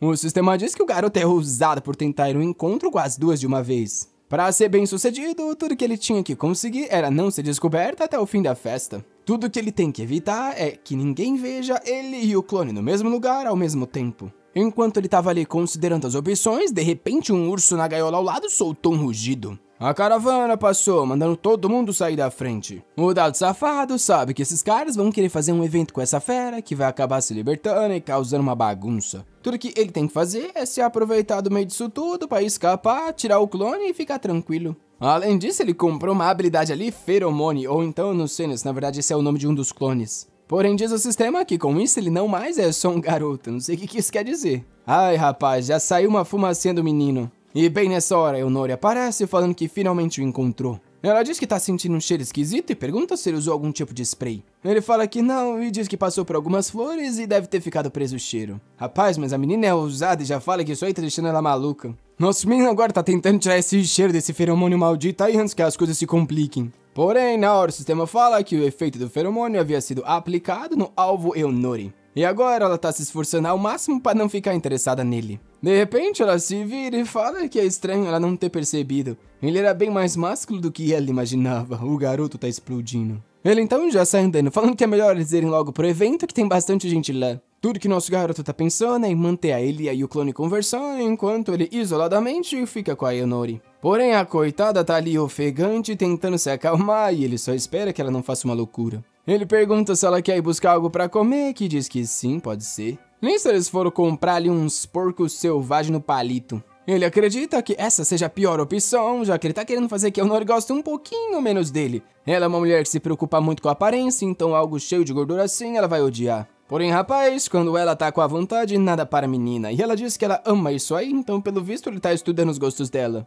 Pra tentar disfarçar e quebrar o clima amigável, ele tenta fingir que o gosto tá horrível. Porém, ela só quer saber porque ele tá comendo ainda se tem coisa melhor pra fazer. O menino tá começando a ficar com medo dessa mulher e querendo manter uma distância. Ao menos ele precisava manter uma distância entre a Eunori e a Elia, senão as coisas iam complicar. Ele chega numa barraca de acessórios e ela pergunta se ele quer algum. Nosso rapaz diz que não, porém vai comprar algo que ela quiser. Ao mesmo tempo, ele fala que ele não devia estar falando isso porque sabe que vai aumentar a afeição e as coisas vão se complicar. Ah, o danado é danado inverso e pegou o pior presente possível, que é um botão de roupa, perguntando se ela quer isso. Porém, mais uma vez, é impossível não agradar essa menina, que diz que é impressionante que ele tá prestando tanta atenção nela que viu até que um botão dela caiu do uniforme. O coitado tá ali querendo morrer enquanto ela tá com aquela carinha de danada. Um tempo depois, em uma mesa, ela pergunta se ele já escolheu o que vai estudar. Ele diz que sim e fala que vai focar em teologia. Isso aí é o estudo dos deuses, da natureza, esse tipo de coisa, tá ligado? Porém, a Eunori só fala que ele devia pensar melhor. Com o talento que possui, seria um desperdício ele não se tornar um cavaleiro. Mas nosso rapaz só responde que tem algo que ele precisa aprender no departamento de teologia. Ele escolheu essa rota por uma razão específica. Rapaz, a menina tá ali gigantesca nessa mesa perguntando o que é que ele quer aprender. E ele só fala que para proteger as pessoas com as quais ele se importa, tem algumas informações que ele tem que adquirir. A Eunori quer saber o que é que ele quer tanto proteger. Nosso menino é muito romântico e pensa, né, que o que ele quer proteger é a vida dele e fazer com que a Eunori não se transforme em um demônio. Habilidades sagradas seriam perfeitas para a sobrevivência dele e também para cuidar dela dessa forma, danadinho. E nisso ele fala pra ela que desde criança tem uma pessoa que ele quer proteger. Além disso, óbvio que ele sabe que no futuro da história vai ter um evento chamado Sociedade Secreta. O chefe desse capítulo só é fraco contra as magias sagradas e é por isso que ele também tem que se preparar. De repente a linda Eunori quer saber se é essa a razão para ele estar se envolvendo tanto assim com ela. Até porque ela sabe muito bem sobre a maldição dos Tristãs, assim como ele deve saber. Nosso garoto fala que tá comentando sim sobre a maldição que faz com que qualquer um da família dela enlouqueça. E ele tem certeza que a única forma de prevenir que isso aconteça é através do treinamento mental. Rapaz, a cara da Elnori ficou brava ali com ela perguntando se ele sabe da solução. Na hora ele interrompe e diz que sabe sobre a bênção dos anjos.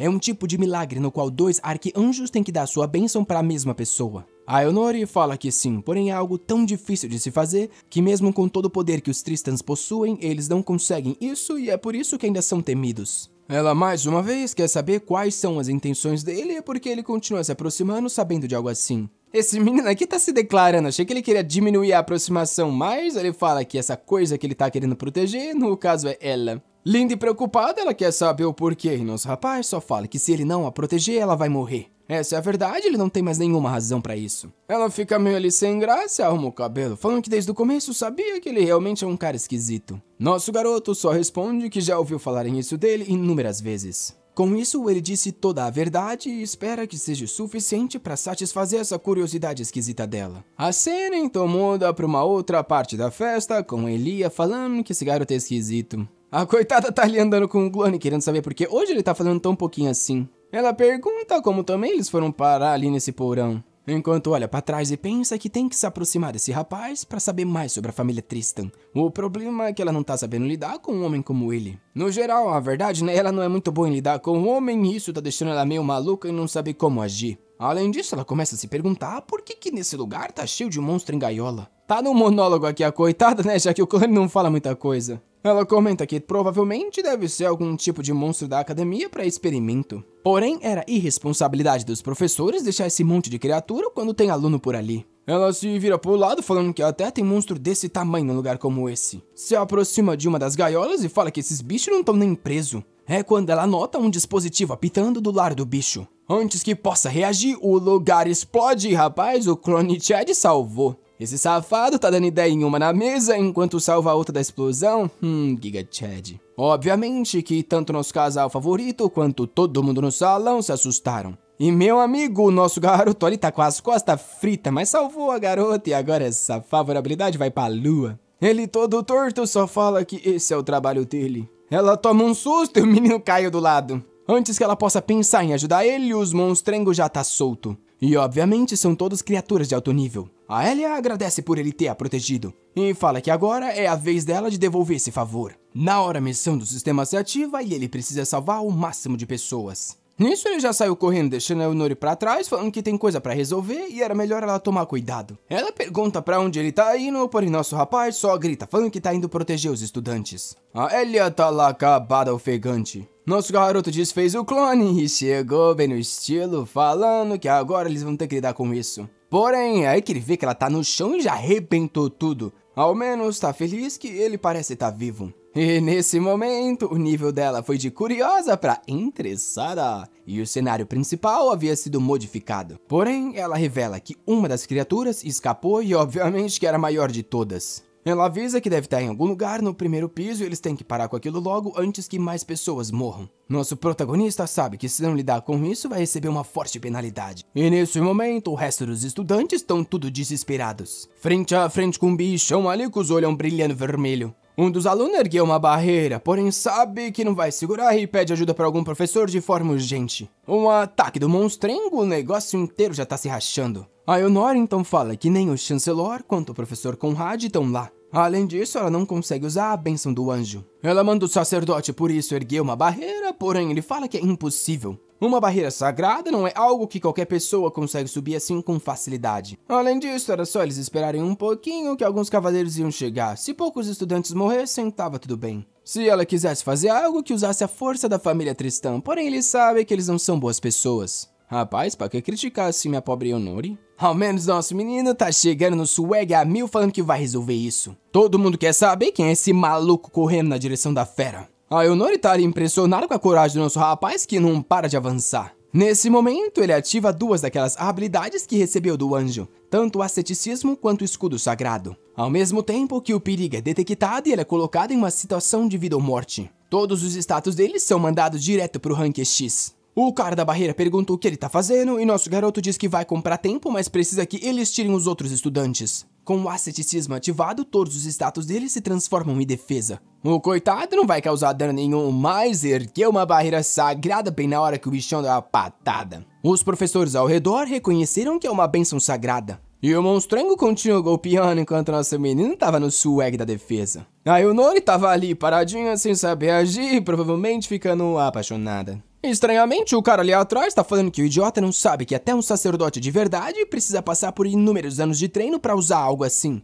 Na minha opinião, ele já tá usando, né, meu rapaz? Então, né, eu acho que assim, né, sei que devia aprender o negócio. E estranhamente, a Eunori diz que depois de tudo que vem acontecendo com esse rapaz, ela nem mais tá surpreendida. Enquanto vê ele sendo golpeado, ela pensa que já viu ele superar o que ela esperava dele inúmeras vezes.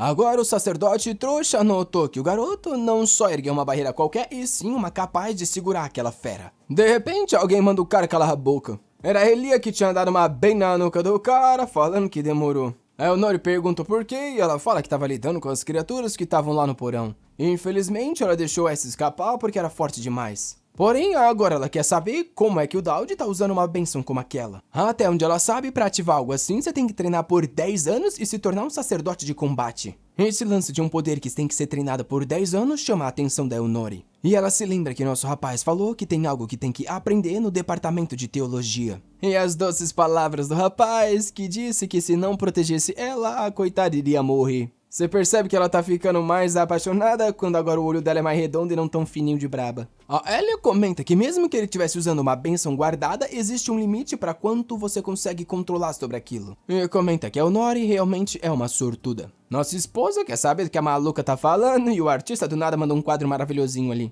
E a Elia fala que tá comentando sobre o fato de que o Daud tá fazendo tudo isso por ela. Era só ver a cara de sofrimento do garoto e o fato de que ele se jogou de propósito contra essa criatura. Até agora, tudo que ele vem fazendo parece ser por essa razão. A Eunori pensa que tem um certo sentimento desde o começo. Ela se vê solitária numa escuridão, parada lá de braços cruzados quando uma luz se aproxima. Eu não sei o que chegou dessa luz, eu sei que ela tá linda sacando a espada, falando que esse garoto realmente é diferente. O monstrengo continua golpeando a barreira e esses professores se trouxam aí não faz nada. Até que a Eunori finalmente vem pra dar-lhe uma certeira na nuca. Agora não vamos elogiar não, ela tá chorando na chuva, rapaziada, coitada, mas né, tá linda, desgraça. E na luta, ela acaba de acertar o ataque em cheio na nuca, criando um monte de estrela no bicho. Rapaz, o impacto manda o bicho direto lá na parede. O Daud tá com essa cara de idiota surpreso e na hora o monstro se levanta e avança na Eunori de novo. Vendo ela se preparar, ele sabe que aquela é a verdadeira técnica de espada dos Tristan. A garota manda umas estocadas com a espada que parecia uma metralhadora atirando no peito do bicho. Toda linda no swag, ela continua mandando a sequência enquanto o bichão tá agonizando. Até que a espada chega bem perto da nuca, ela manda um tramontana. Quase achei que ia ser um tramontina. O bichão de novo é tacado pra longe, não é possível que não morreu dessa vez. Nosso rapaz nota que o poder que ela possui é completamente diferente daquele que ele copiou. Algo que é estranho também é que não era pra ela ter se envolvido nesse evento, porque a história original não funcionava assim. Com isso, a missão oficial foi completada e como ninguém morreu, foi perfeito. O sistema ainda avisa que ele tinha 30 segundos para os cavaleiros chegarem. A verdade é que todos os professores que gostam dos experimentos com monstros vivos também são apoiadores dos Tristans. E a Eunori se envolver isso meio que deixa claro que de certa forma é culpa da família dela. Normalmente ela é o tipo de pessoa que não se envolve em política, então por que ela decidiu ajudar num momento como esse? O pessoal tá lá tudo fugindo desesperado do fogo e tudo mais. Enquanto a maravilhosa tá parada ali olhando pra gente. Oi, tudo bem? Como é que você tá aí? Tá bem? Nisso ela solta um suspiro e diz que finalmente acabou. Porém, do meio das chamas, o monstrengo todo distorcido se ergue. Ele grita pra ela tomar cuidado com as costas e na hora que ela se vira, rapaz, o Daud teleportou pra defender a mulher. Moleque, o bichão mesmo só esqueleto, ele deu uma agarrada no garoto. Pelo visto, o menino já tava meio exausto, que depois de defender esse ataque, o olhinho fechou. Um tempo depois, ele acorda na cama perguntando sobre os monstros. A mulher de monóculo fala pra ele se acalmar, que a criatura foi morta e a Eunori tá bem. Essa daí é a Chanceler Atalante. Na hora ela fecha o livro e pergunta se ele tá surpreso que ela veio visitar ele. E explica que tava só esperando o momento perfeito porque não tinha encontrado uma oportunidade após o duelo dos calouros. O protagonista sabe que essa mulher é uma imortal que já viveu por milhares de anos, então o que ela tá fazendo ali? Ele já tá com medo de que ela comente sobre a bênção dos anjos. E a mulher avisa que tá ali pra dar algumas notícias ruins e algumas notícias piores ainda, eita. Ele pede primeiro as notícias ruins pra deixar o pior pra depois.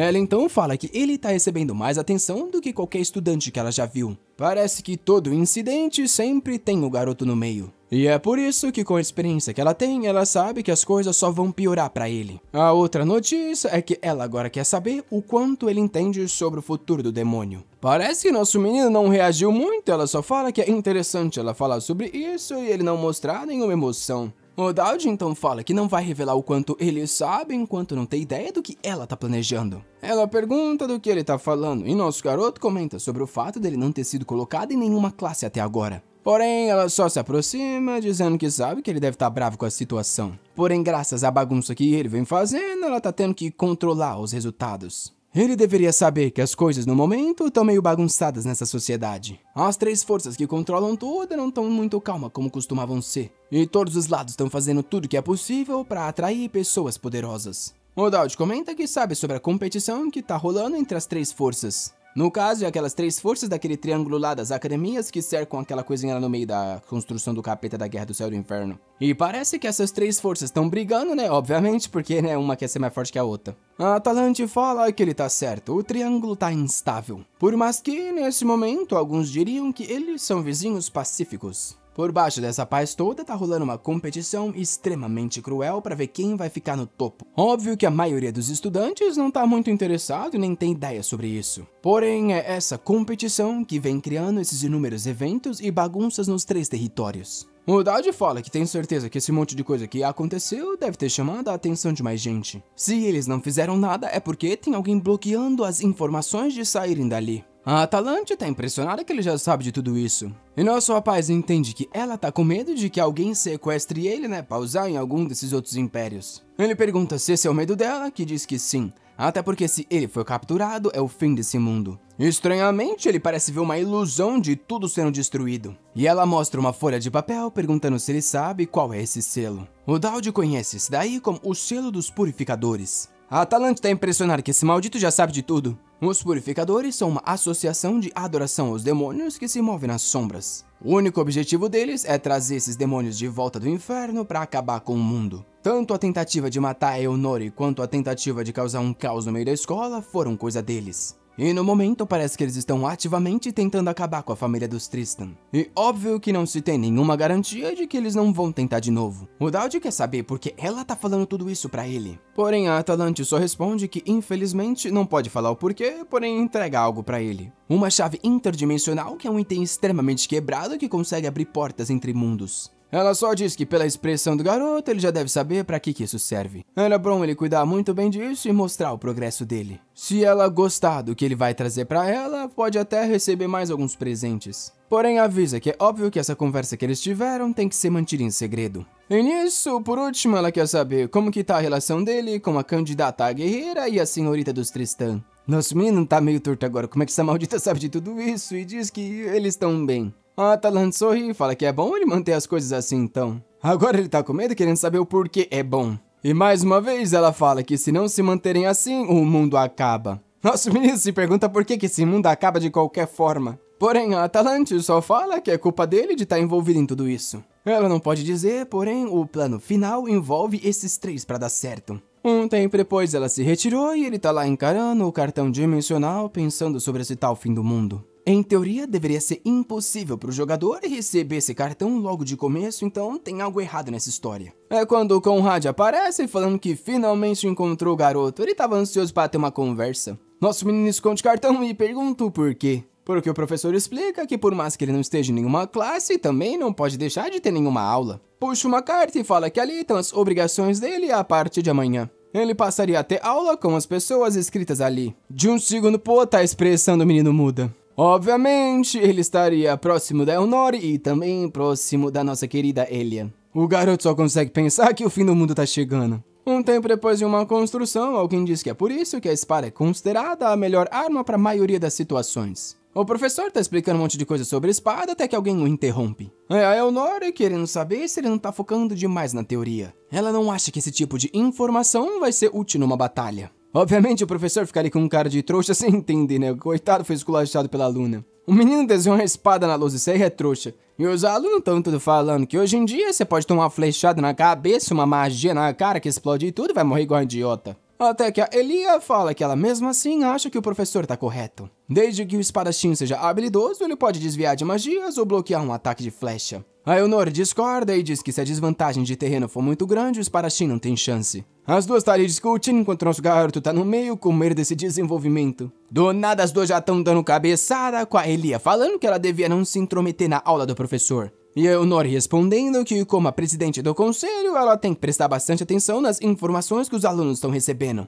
Elas continuam discutindo sobre teoria e prática, enquanto nosso menino tá ali perguntando se eles poderiam continuar escutando a aula. Agora tá explicado, o garoto tá bem no meio das duas, hein, seu danado. E o pior é que, por causa disso, todo mundo na classe tá encarando o coitado. Porém, isso é inevitável, já que ele tá bem do lado da pessoa que vai ser a futura guerreira e também a pessoa que é a presidente do conselho estudantil. Nesse momento, a Eonori já tinha avançado para a afeição nível 1 e ele poderia coletar uma recompensa. Agora, a proeficiência com as técnicas de espada dos Tristan havia subido para 58%. Ele também aprendeu uma técnica do Demon Slayer de respiração profunda que consegue melhorar a resistência do corpo dele. Ele tá ali pensando que isso é muito interessante, já que é perfeito para combate, enquanto ele tá só de olho no nosso menino. Ou na verdade não, né? Ela tá encarando a Eonori ali que tá fazendo gracinha meio desinteressada. Enquanto as duas brigam, nosso menino tá só pensando que agora faz sentido como essa mulher se torna tão forte quando vira um demônio. Além disso, a Elia tinha subido de curiosidade nível 5 para interesse nível 1 e ele pode pegar uma recompensa. Ele recebe a habilidade Regra do Mal. Essa se ativava quando ele conseguia influenciar pessoas que eram bons indivíduos.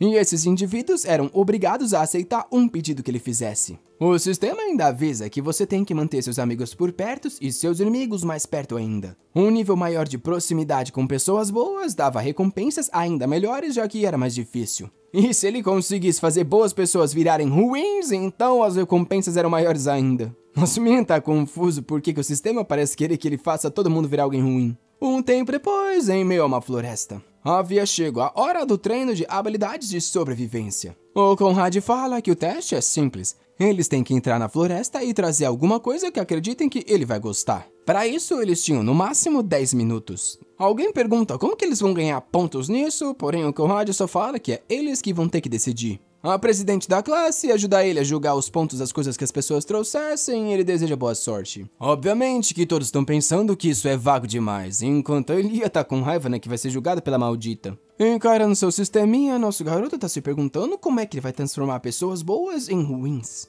E nisso a Elia vem toda linda perguntando se o Daud quer trabalhar junto com ela hoje. Ele diz que ela devia focar nos amigos dela, porém ela fala que ele é sim um amigo. Porém, o que nosso garoto tá pensando é que essa maluca tinha que se juntar com um grupo dos protagonistas que, em teoria, derrotam um demônio do futuro. Protagonistas esses que estão só encarando. A Elia chama nosso garoto pra ir junto com esse grupo todo, porém ele fala que não tá muito afim, porque sabe que vai virar só um qualquer. Ela tá toda fofinha, querendo saber qual é o problema, e ele diz que não é nada, é só que eles não são tão próximos assim. Rapaz, pegou a coitada de surpresa que ficou ali meio torta. Se virou e falou que tudo bem então, era uma pena, mas ok. Até a freira escutou isso e ficou desolada. Nosso menino tá com medo de que tenha sido cruel demais, porém não pode se aproximar tanto assim dela. É nisso que um cara se aproxima e chama pelo Daud Campbell. Um loiro com a mão no queixo quer saber qual é a relação dele com a candidata a herói. Nosso garoto sabe que esse aí é o Talion Armand, a segunda pessoa mais habilidosa logo após a Elia. E como sempre com sua cara de trouxa, responde que só conheceu ela e nada mais. Porém o Talion responde que alguém tão habilidosa quanto Elia não devia ter nenhuma relação com ele. Rapaz, a regra do mal se ativa e o sistema diz que um bom indivíduo estava enfurecido graças à influência dele. O Talion tá ali falando dos resultados do duelo e que nosso rapaz é muito esquisito. Porém o Daud parece feliz já que agora começou a entender como esse negócio de transformar pessoas boas em ruins funciona.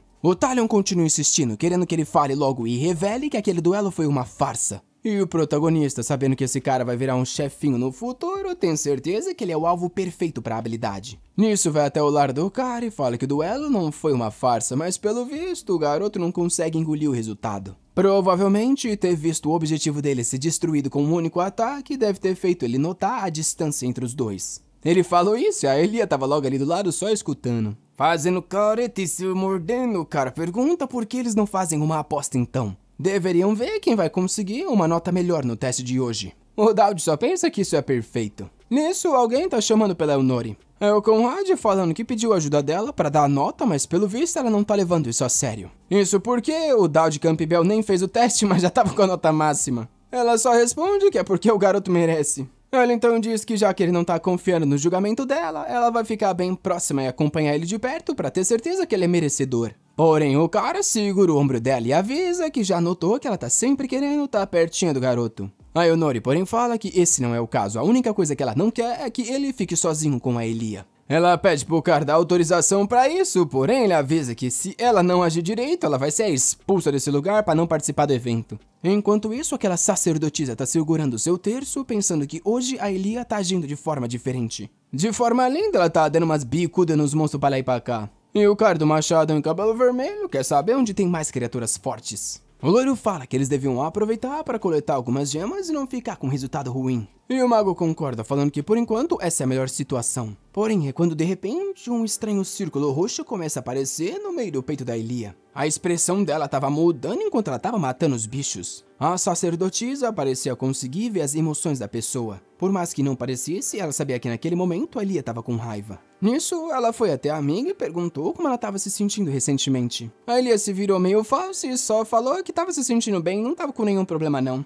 A amiga tentou insistir, dizendo que se ela tivesse com qualquer problema era só falar. Porém, a garota só se virou e disse pra esquecer porque ela já falou que não tem nada acontecendo. Porém, a sacerdotisa insistiu, dizendo que se tem algum problema é só falar, ela sabe que algo tá incomodando a garota. Nisso, Elia se senta na árvore, respira fundo e fala que pelo visto tá óbvio. Realmente nunca dava pra mentir, Patrícia. A amiga já se sentou e fala que pelo visto ela tá triste que o Dowd Campbell continua querendo manter a distância, mesmo ela querendo ser uma amiga. A Elia diz que é isso e acha estranho, porque ela e o Dowd passaram por várias coisas recentemente. Mesmo assim, ele parece querer manter uma barreira entre eles. A Trisha comenta que talvez essas não sejam as verdadeiras intenções do garoto. Na hora, a Elia quer saber do que ela tá falando. E nisso, a Trisha comenta que o garoto é de um lugar pequeno, desconhecido. Ver ele como uma pessoa que é candidata a herói pode fazer com que várias pessoas comecem a julgar ela. A Elia pergunta se por acaso ela tá querendo dizer que tudo que o Dowd tá fazendo é porque quer ver ela bem. A amiga diz que sim, que tem certeza que ele só tá se mantendo longe pra melhorar a reputação e ter o direito de estar ao lado dela. Ela tem certeza que ele vê ela como uma grande amiga.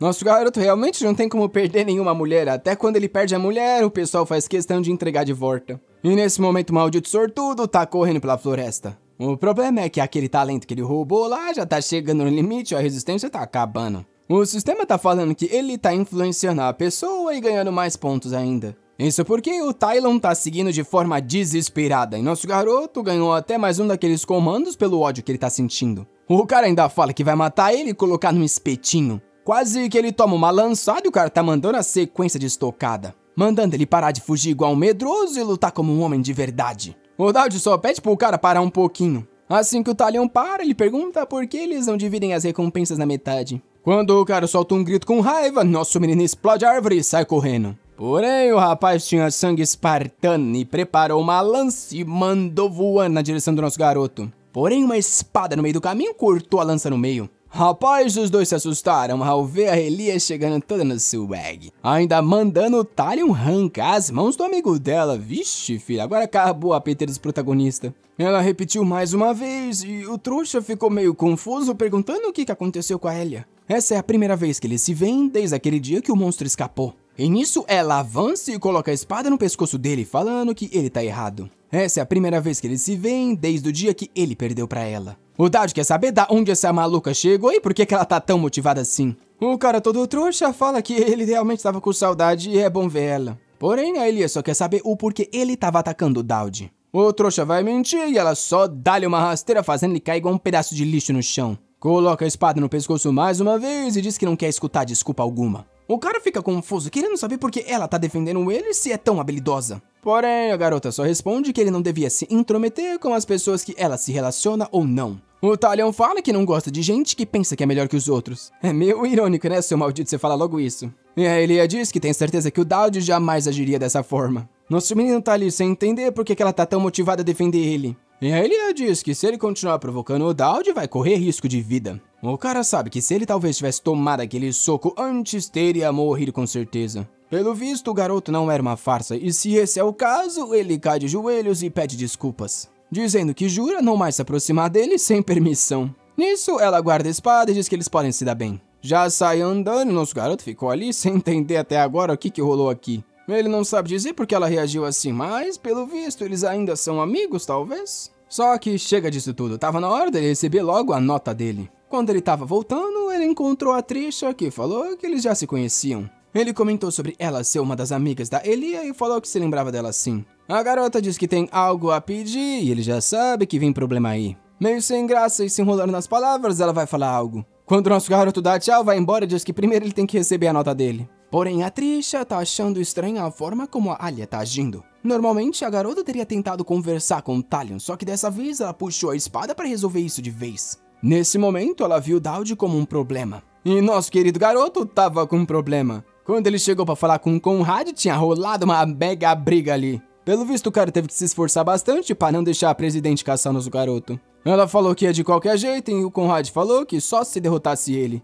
E foi assim que ela ficou ali no chão meio acabada. Ele manda a criança levantar logo e diz que ela vem melhorando bastante. Logo vai superar ele assim. O Daud quer ignorar tudo isso e só fala que tá ali para receber a nota dele e ir embora. O Conrad, pelo visto, até tinha se esquecido da classe e pergunta quanto que ele trouxe. Nosso rapaz pede desculpa por ter demorado, mas fala que buscou os melhores ingredientes. Nosso menino mostra a sacola cheia de gemas e o cara elogia, falando que ele tá em primeiro lugar. A Percy com certeza ia gostar de tudo isso. Agora que ele já tinha terminado a missão, era bom ele conversar com a Eleonore porque ela tava ficando brava. Porém, antes que ele pudesse fazer isso, a Trisha havia chegado e quer saber se ele terminou. O professor vai se retirar, então a Trisha grita com o nosso rapaz, falando pra ele tomar conta da Elia, porém, ao mesmo tempo, não ficar muito perto. Isso porque parece que toda vez que ela tá com o garoto, ela age de forma esquisita. Obviamente, isso não fez sentido nenhum e ele só diz que tudo bem. Dá tchau indo embora, falando pra ela não se preocupar que ele vai se esforçar. A Trisha fica lá pensando que é melhor ele realmente agir assim se quiser sair inteiro.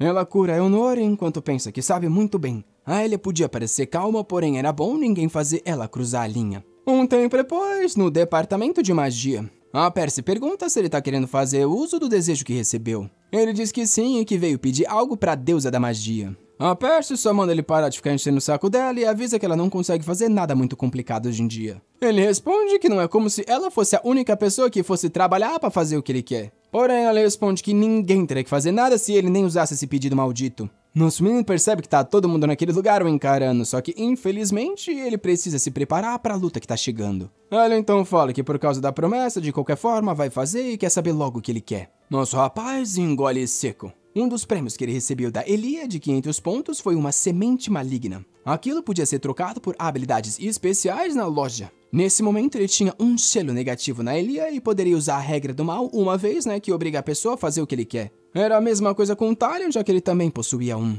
Com certeza as habilidades que ele vem recebendo e isso seriam perfeitas para ajudar na luta. O problema é que nesse momento ele é fraco demais para superar o problema que tá para chegar. Só que ele sabe uma forma de resolver isso. Então diz que ele precisa de um canhão. Um canhão forte o suficiente para explodir a academia inteira. Obviamente, a Percy só pergunta se ele ficou maluco. Ele repete o que ele falou e ela fica ali com a cara de trouxa. Ela fala que construir isso não é tão difícil assim. O problema é que ela quer saber como ele tá querendo usar isso. Porém, ele só interrompe e fala que no contrato tá escrito que ela tem que fazer qualquer desejo que seja considerado comum.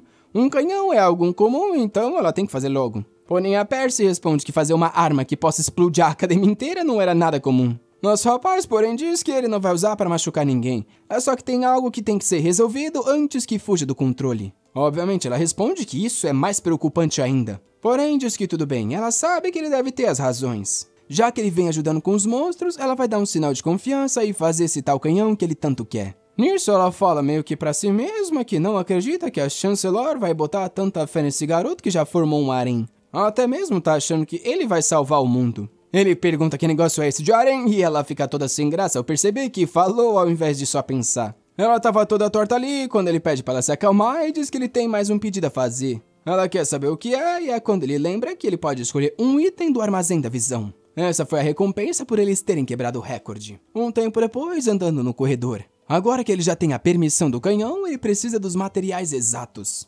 Graças ao cartão interdimensional, talvez não seja tão difícil assim. De repente, um cara segurando uma bengala chama pelo rapaz. Ele pergunta o que foi e, eita, pela cara desse aí, ele não era daquele da foto todo ensanguentado? Provavelmente é o próximo vilão esse maldito. E o homem diz que nunca imaginou encontrar ele ali, o que era uma grande coincidência. Se apresentando como Galderi Riverback. Ele operava um centro de caridades conhecido como a Casa da Purificação. O Dowd, porém, acha isso uma piada sem graça, já que sabe que isso tudo é só um esquema para lavar dinheiro. Esse maldito é o chefe desse capítulo e é conhecido como líder do Fogo Furioso. O cara comenta sobre ter ouvido bastante sobre o nome do garoto. A pessoa que matou os monstros estava sempre próximo da Aonori. Não é algo que uma pessoa comum com habilidades normais conseguiria. Realmente um menino impressionante. Ele entregou um cartão pro nosso rapaz e disse que sempre que ele vê um estudante extraordinário assim, ele fica ansioso para ver o que aguarda o futuro dele. Ele queria muito ter um jantar com o garoto e pergunta se ele tá livre. Sai fora, velhão! Várias mulheres aí no pé do nosso protagonista se oferecendo um jantarzinho. Se liga, tiozão. Porém, nosso garoto é cruel e só fala que essa conversa que eles estão tendo já é o suficiente. Mais uma vez, o Dowd percebe que a história original tá mudando. Esse cara deveria se aproximar da Elia e do irmão dela. Então por que ele tá tentando se aproximar do nosso rapaz? Talvez o sistema tenha reconhecido ele como personagem principal? Isso não faria sentido algum considerando como a história desse mundo acontece. Ele então fala pro cara que tá brincando, ele vai pensar sobre esse jantar aí. Nisso, o homem se retira, falando que em 3 dias eles se veriam no Olho do Crepúsculo. O Dowd percebe que agora não tem opção, mas isso é melhor do que deixar esse cara se aproximar da Elia. O Olho do Crepúsculo é um restaurante extremamente luxuoso que tem por perto da academia. O cartão brilhava pra caramba e ele não tem opção a não ser ir, até porque isso é um evento principal do jogo. Como sempre, desde o começo, tudo é um sim ou não. E no caso, né, rapaz, quando a história principal é sempre sim, até porque se ele foge da história principal, ele morre. Ele começa a se lembrar de todo mundo que ele vem conhecendo e as situações pelas quais vem passando, tentando encontrar a melhor saída e a forma de se lidar com isso. Depois de analisar tudo, ele sabe que derrotar o Purificador talvez não fosse impossível. O que ele não entende é por que tá tendo que fazer o papel da Elia. Ele decide esquecer de tudo isso por enquanto e só focar no que tem que ser resolvido nesse momento. Nisso ele bate na porta de alguém. Pergunta se ela tá lá. Ela quem? A Aonori em seu quarto. Primeira vez que essa danada não tá de uniforme. E ela pergunta o que o Dowd tá fazendo ali, que fala que ela nem precisa sair, só tem algo que ele tá querendo conversar. E ela manda ele dizer, e o garoto ali todo torto dá uma tossidinha e meio sem graça pergunta: será que em 3 dias ela estaria livre pra ir a um jantar com ele? Enquanto ela tá ali pensativa, aquela mina do óculos tá nas costas falando que ela tem que devolver os livros. Ela fica pegando esses negócios, porém deixa eles acumulando poeira ali. A menina ficou reclamando até a Aonori falar pra ela ficar quietinha. Assim que nosso garoto perguntou, a Aonori queria saber se só iriam eles dois. Ele disse que sim, mentiroso safado. Ela perguntou aonde e ele convidou ela, obviamente, né, rapaziada, pra ir pro Olho do Crepúsculo. Na hora, a diretora comentou que isso é um encontro de casal e a Aonori disse que já sabia. Nisso, ela queria saber por que o nosso rapaz estava pedindo pra ela ir junto. Ele fala que vai revelar quando eles se encontrarem. Agora a danada tá toda coradinha e linda. Capítulo seguinte começa num campo florido com alguém chamando pela Elia. A pessoa que sabia o que ela tá fazendo ali, porém com uma voz chorosa, ela responde pra não falar com ela. Seja lá quem, diz que vai pedir desculpas por ter brincado com ela assim. Porém, ela se vira falando que isso é uma mentira. Que tipo de brincadeira é essa que puxou ela pra baixo da montanha? Ele pede desculpa, falando que foi sem querer, porém ela fala que ele tem que parar de bater na irmãzinha assim. Nisso ele entrega um pacotinho, falando que tudo o que quer é que ela cresça forte e com poder suficiente pra se defender. Ela pega o pãozinho e pergunta se ele roubou, porém ele fala que é claro que não. Ele só comprou os restos que sobraram, que é mais barato. Nisso ele fala que graças ao barão, talvez ele seja promovido para aprendiz de cavaleiro. Ela quer saber o que acontece, ele explica que então ele vai ser enviado para o campo de batalha. Com isso ele vai experienciar as coisas do mundo e talvez, quem sabe, até ganhar o título de guardião. A Elia fala que ele tem que parar de sonhar com algo assim, até porque alguém que bate na irmãzinha jamais se tornaria um guardião. Ele responde que a vida é cheia de mistérios e nunca dá pra saber. Porém, ela então pergunta o óbvio, será que ele não vai morrer ao ir pro campo de batalha? Ele diz que isso só vai acontecer se ele der azar, porém ele é bem habilidoso, então acha que isso é impossível. Olha, com raiva fala que espera que ele dê azar e morra, já que ele sempre fica batendo na irmãzinha. Além de que nunca escuta o pai e a mãe e só quer ficar balançando essa espada. Ele dá risada e fala pra ela se lembrar que quando ele se tornar um guardião, sempre vai estar ali pra proteger ela. De volta no presente, ela acorda com alguém chamando no quarto. Ao abrir a porta, é nosso menino ali pedindo desculpas. Ele explica que como é do interior, não é muito acostumado como as coisas funcionam por lá. Aquele negócio sobre eles não serem amigos é mentira e ele quer pedir desculpas. Ele até comprou uns cookies lá da cozinha e trouxe pra ela porque são bem gostosos. Ela só arranca da mão e fala pra não ficar pedindo desculpa, até porque é meio esquisito quando eles já são amigos. Então se vira falando que tá indo dormir, porém ele fala que tem um favorzinho pra pedir. Ele gostaria que ela fosse num lugarzinho com ele. Era algo urgente, a menina tá se perguntando se esse cara é maluco. Enquanto isso, a Eunori tá assinando alguns papéis ali, linda como sempre. Parece que eles estavam dando uma checada nos custos dos materiais e também o pagamento de cada um dos clubes. A garota de óculos comenta que agora só falta dar uma olhada nos estudantes que se transferiram recentemente. Parece que um dos estudantes que tá vindo pertencia à Aliança Tribal e perdeu o cargo. Ela é a filha de um dos líderes daquele lugar, então basicamente são um bando de exilado nesse momento. O nome dela é Lilu Garuda. E pela joelhada bem forte, vocês sabem que é aquela que tem a tatuagem na coxa. Rapaz, eu tenho medo. A Eunori só responde que talvez conheça essa daí. Além disso, no próximo semestre, uma verdadeira santa do Império Sagrado estava chegando. A Eunori pergunta se a garota vai vir sozinho e a amiga responde que ela claramente vai trazer alguns colegas. Nisso, a nossa linda presidente do conselho fica pensando que é estranho uma santa e a filha de um cara de uma ex-tribo estarem chegando assim uma próximas à outra. Ela bate na mesa com a certeza que tem alguém por trás de tudo isso. A amiga só diz que esse lugar sempre é uma bagunça e a Eunori responde que às vezes se esquece. Ela pede desculpas falando que tá meio estressada ultimamente, mas logo vai se acalmar. Sobre a luz da lua, nosso garoto tá deitado, comentando que não sabia que tinha uma área de observação na escola. O céu da noite era lindo. A Elia tá ali do lado dele querendo saber se eles realmente precisam fazer isso agora. O trouxa só pede pra ela esperar que já ia acontecer. Rapaz, eles estão em cima de uma catapulta, eles vão ser arremessados? Por mais que fosse uma área que somente usuários de alto nível podem chegar, ele tem a carta que recebeu da chanceler. Ele então fala que aí vão eles e forra arremessado mesmo. Ele manda ela manter o foco e ficar de olhos abertos. Com isso, parecem bater num portal nos céus e ele fez uso do cartão interdimensional. Quando ele falou esse lance de manter os olhos abertos, ela se lembrou do irmão que falava algo parecido. Porém, nosso garoto avisou que isso talvez fosse um pouquinho perigoso. Eles então sumiram com o like nesse vídeo, molecada!